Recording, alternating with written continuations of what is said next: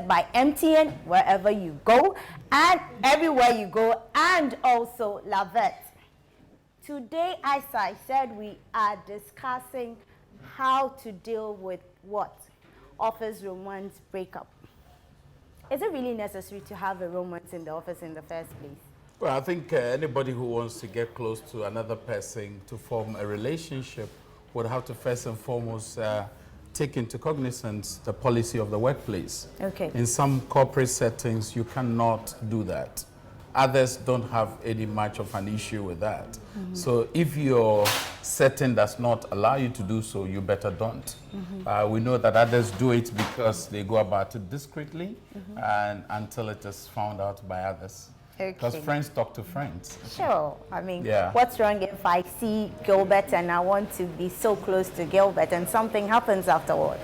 Well, honestly, it depends on what happens afterwards. If what happens afterwards is unpleasant, clearly it would have a way of impacting you as an individual, and then also your effort at making sure that you achieve your corporate goals. Mm-hmm. Okay, so we want to really get into the seriousness of this office romance and its repercussions. I mean, we are young people. We want to get to know each other and get married tomorrow. But then my office says I shouldn't get into it. I leave home at 5 a.m. and I close at 7. How do I get into any relationship?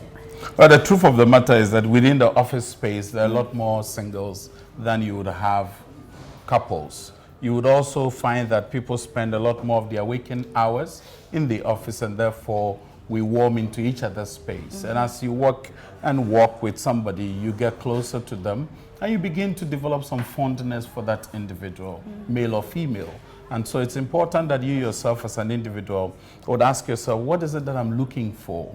Sometimes you're just looking for a friend. Sure. And friends sometimes cross the boundary to romance or intimate encounters. And so you as an individual have a duty to yourself to determine what you really want to do. Then you allow people to come within your space, which is personal, not so much the professional space. Because in the office space, you have two kinds of spaces. Those who come in professionally and those who come personal. It's not everybody you work with professionally that you allow into your personal space. So who are those coming into your personal space? Okay, it makes sense, but really, you know, man and woman, or young man, young women, guys would always say, who says I want to be a friend to a young lady? There's more to just being a friend when you see a girl and a guy together. Why is it so? Well, I think it's all about expectations. If my expectation for getting close to an individual is just to form friendship, I have to make that known to the individual so they don't expect otherwise. But it is also the case that individuals are in a relationship already and they're looking for an exit plan. The exit plan is not too clear to them, so they find another one in whose arms they feel comfortable. So they develop solace and comfort with another party. Then you would have a case where they are parallel dating or parallelly relating with others. And that can be very volatile because when the other party discovers, there will be bad blood. Yeah, finally we are in love. How do we handle it as colleagues? Okay, within the workspace, ensure that if you're in a love relationship, first Gilbert, and foremost, are you listening?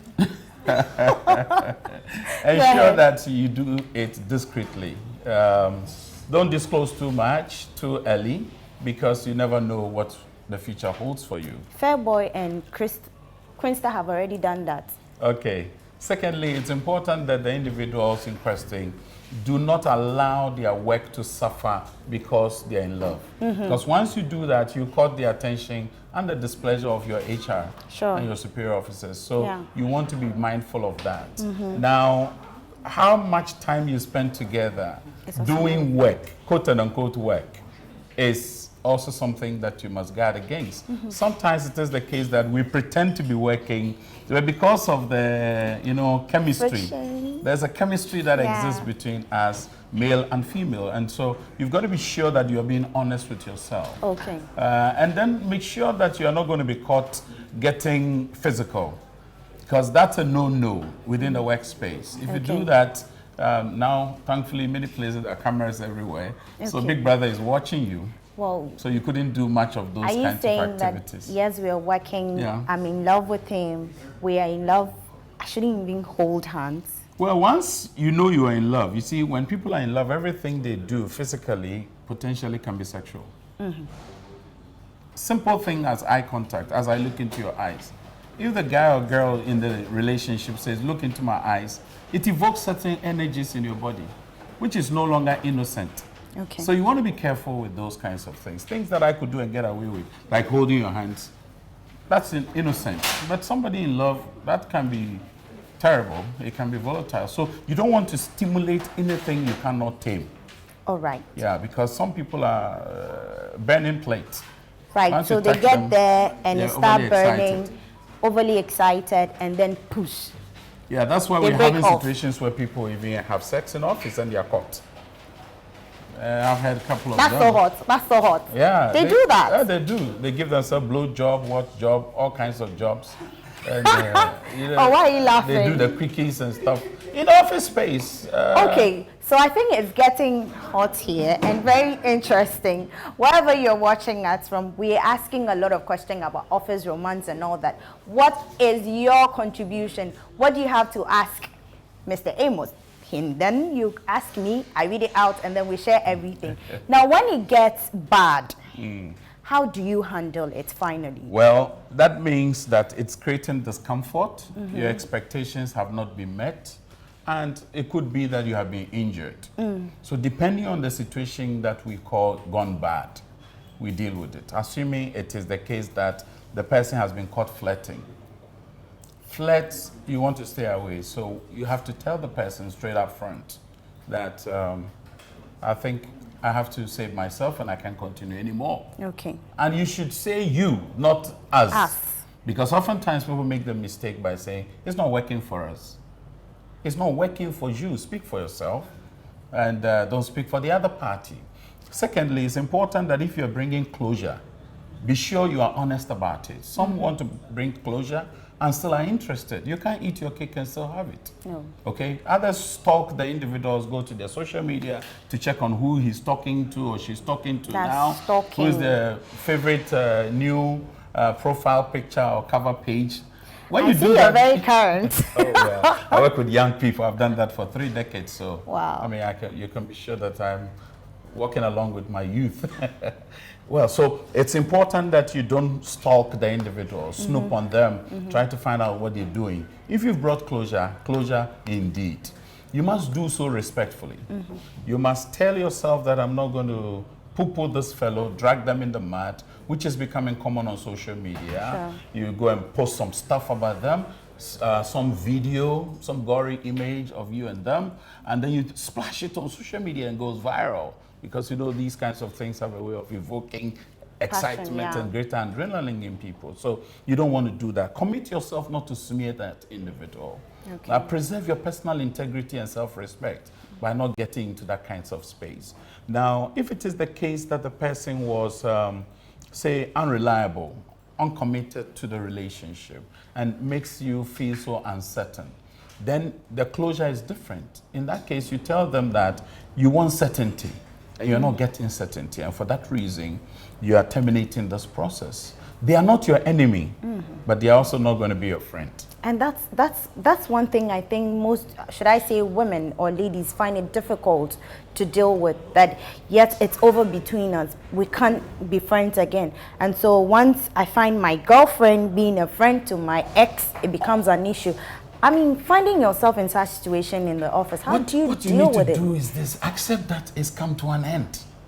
Free yourself and live a new form of life. Unfortunately, what we see is that a lot of people get into a relationship and say, you are my world. The moment you make those declarations, it's almost like without them, you don't have a life. So Zoo calls me babe. Babe is not your world. And then he goes like, the next minute is like, you're my world. So if I find anybody in his world, that's true. That's serious, you know. It's almost like idol worship for the religious ones. Okay. For the non-religious, it's dangerous because, see, I always say to people, first find life before you get into relationship, so that your life is a separate entity from the relationship you get into. Okay. Otherwise, what you end up doing is that you sacrifice your life for a relationship. And when it evaporates from your hands, your whole life goes.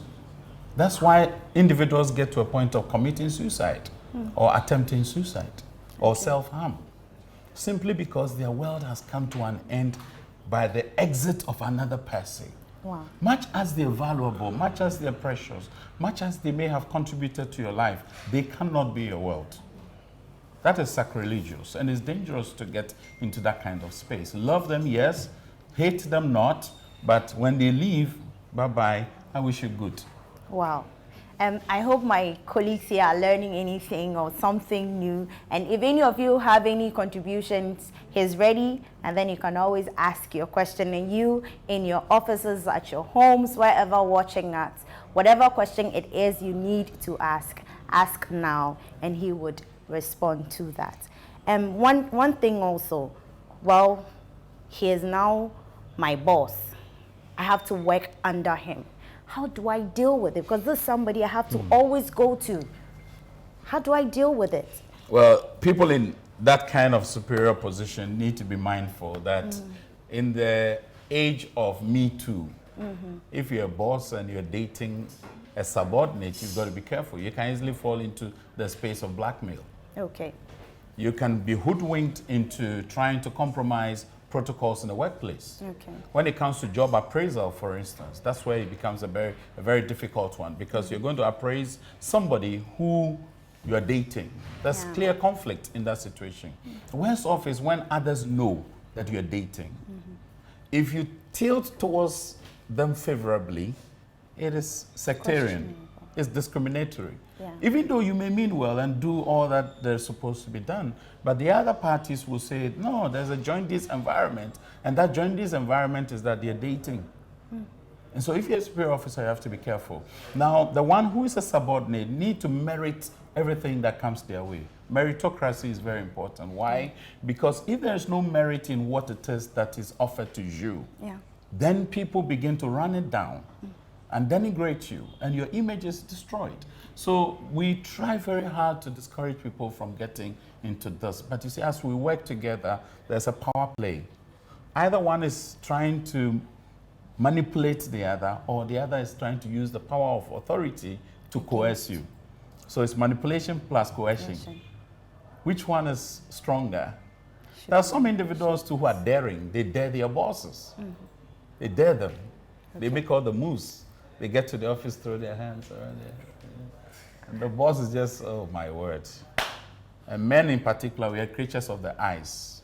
So you are giving a full view of what is palatial treatment. And you're invited to come. And then many men will go after it. Okay, so in this case, in your own words, in 5 summary, how can we deal, or what are the steps that we need to take to handle such breakups in the office space? Well, whenever there's a breakup, it's an unfortunate occurrence. Okay. So, yes, we didn't wish it, but it has happened. So there's supposed to be a point of acceptance that it has happened. Secondly, we are not going to be digging out for blame game. Who went wrong, who did wrong, no.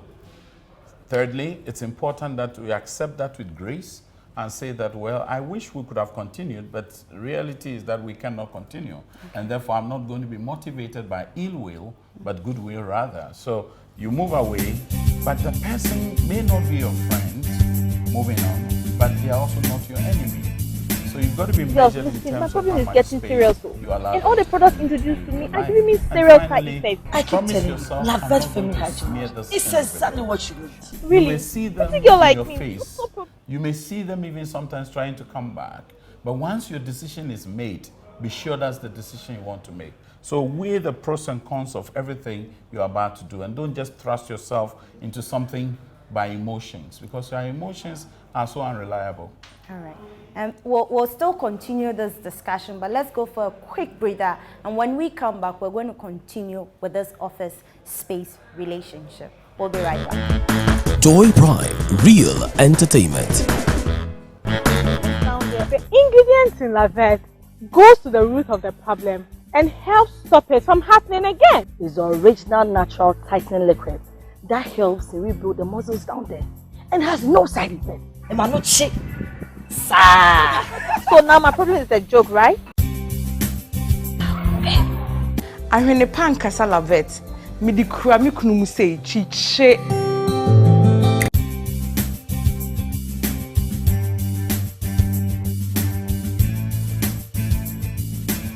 Girls, listen, my problem is getting serious. And all the products introduced to me are giving me serious side effects. I keep telling you, Lavette Femi Hygiene Wash. It's exactly what you need. Really? Pretty girl like me, so problems down there. The ingredients in Lavette goes to the root of the problem and helps stop it from happening again. It's the original natural tightening liquid that helps to rebuild the muscles down there and has no side effect. Emanuchi. Sir. So now my problem is a joke, right? Ahwene pankasa lavet.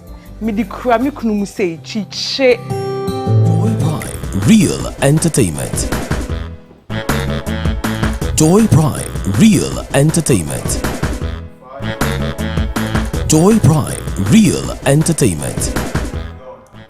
Welcome back from that short breather. As I told you, this office is meant to make you learn a whole lot of things. And today we're here with life coach and counselor Amos Kevin Annan, who is teaching us so much on office romance breakup, how to handle it in all totality.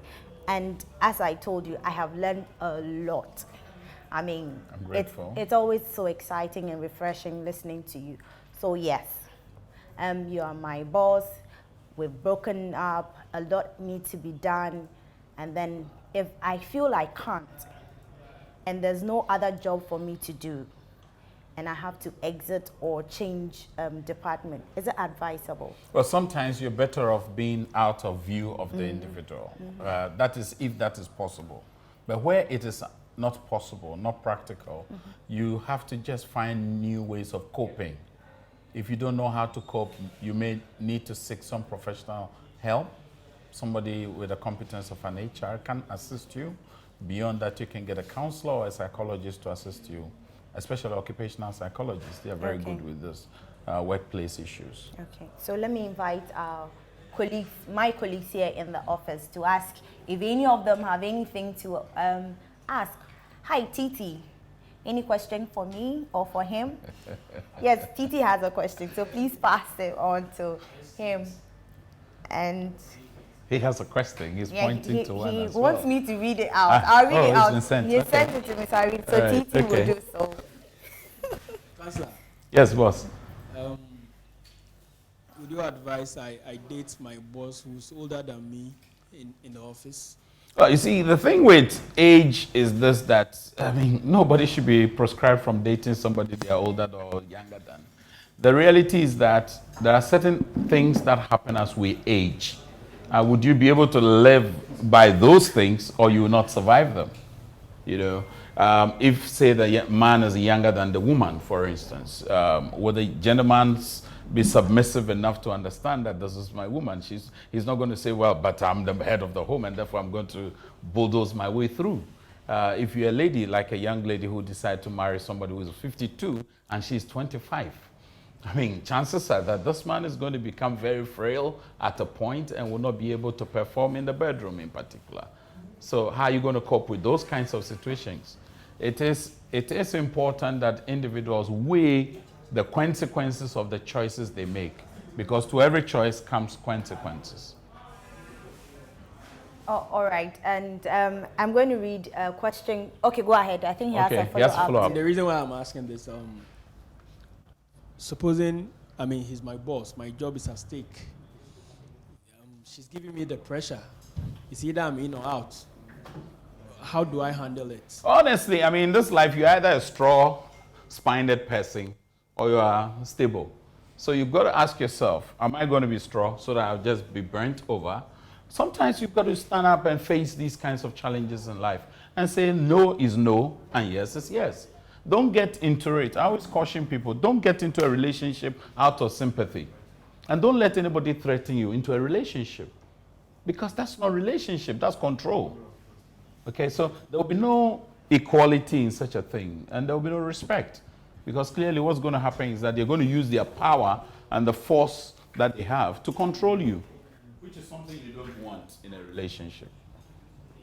Okay, Gershon wants to know, what would you do if your boss tells you to have sex with him or her? And then what, that's the question, what should you do? It could be a male, it could be female, whatever what it would is, you do? you should ask yourself. That is either sex or you lose your job. Between your life and sex, which is more important? Okay. Who gives away buffalo to get cake? Nobody. So you've got to wait. The options are there for you. I mean, won't you be shocked if you saw somebody with a big shop cake in her hand and giving that away and receiving buffalo? You'll be shocked. Yeah. Because the two are not the same. Okay. Yeah. Okay.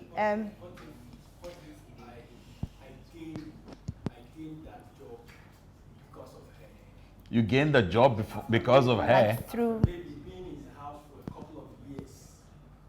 Yeah, that's why I said it's choices and consequences. So why would you guys start and then along the breakup? That's deceit. That's deceit. And when the person discovers, they're going to descend heavily on you. It's survival.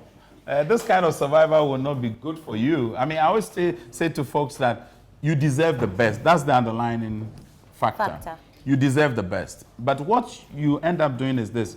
If you deserve the best and you get good, that good is even not good for you. Because in reality, what you deserve is the best. It's the best and not the good. Good may be good for somebody, but not you. So each one of us must be defined by a set of values and principles. Okay. If you just treat sex with a trite and with a contempt. It's not just about. Yeah, I'm coming sex. to that. I mean, relationship, sex, and romance. What is she looking for in you? Is it just to keep you so that no other girl comes next to you? That's power game, clearly. And it's controlling. It's manipulative, because that's not what bosses are supposed to do.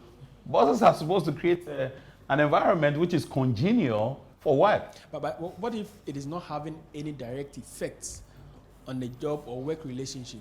Well, wait until you are reviewed and profiled, because if you're profiled psychologically, you would notice that there are some stresses on you when you come to work. It could also be a source of motivation. Motivation to come to work. That's a very dangerous motivation, my friend. I mean, to be motivated to come to work because you're going to see your boss, who is a girl there, that's something that will hurt you over time. Okay, because the other younger ladies can get close to you because your boss is also interested. Yes? Meslin, go ahead. Okay, what if you are so attracted to the person? Attraction. Yeah, and the person is not attracted to you. Should you give up or still? Yeah, I remember writing a piece titled, In the Beginning, God Created Attraction. Attraction is innocent. It is what you do with attraction. And in this world in which we live, we are constantly going to be attracted to people. Yeah. That's likeness for someone. So not everybody you're attracted to would you relate to intimately. Sure. So you've got to develop set of values that control the boundaries around you. Mm-hmm. Give yourself some restrictions and limitations. Otherwise, very soon you discover you are a Casanova. And nobody wants to get across or get into the space of a Casanova. So yes, attraction may be there. But is that what you want for real? Mm-hmm. What would be the things you have to sacrifice to get into this deep attraction? Sometimes people say, I'm even attracted to a married person. That's serious. Clearly, you're going to destroy somebody's marriage. Well, I hear they say they are the responsible ones. Who are the responsible ones? The married ones. Oh, so you go for the married ones. So I always tell the people that the pendants we put on tokens of covenant are no longer a deterrent. They are now an attraction. Yeah. So that means you've got to garrison your emotions. The whole thing is about being drawn emotionally, being teleguided slowly. And some girls can say, I can turn you on. Now, if you're a man, don't engage in that kind of conversation, because if a woman threatens you, I will turn you on, she knows what to touch to get you turned on, because it's easy for a man to be turned on. And the truth of the matter is that when a man has erection, he doesn't hear stop. Ouch. So you are turned on, now you're frustrated. Some say, well, wow. So we've got to watch these things, and the triggers and the things that can make you lose your guard. Watch it before you realize your zipping is becoming a problem. Keep your zip on, whether male or female. Okay, we do this. But from behind. And then now some of them wear the trouser with a zipper at the backside. So, you got to ensure that the zips are all intact. I think that should be for the quickie thing. I don't know whether it's for quickie or for short or for Gary, whatever. why? Gary has something to say. Gary, do you have something to say? I heard him say bohobium. You see, oh. I'm sure you've also learned a lot and everything. He's always available. You can find him on Facebook, Instagram, and Twitter. Ask him all the questions that you want, and he will be there. I know you have a show coming. Yes, every year on my birthday, I do free events. Okay. And this year in particular, the first week of December, 2 events in 6 days. Okay. One for ladies, one for the gentlemen. Okay, I want the ladies first. The ladies is females in fellowship with Amos and Evelyn. Evelyn is my wife. Your wife? Okay. Yes. Yeah, I see her name pictures. Means pleasant. So beautiful. She's my chief advisor. Oh. Yes. So we're hosting ladies, and we're going to have a justice of the appeals court by name, her ladyship Gertrude Tokonu. Okay. She's going to be one of the speakers. We're going to have Mrs. Carmen Apia, who is with the Nurses and Midwifery Council. She's the assistant registrar.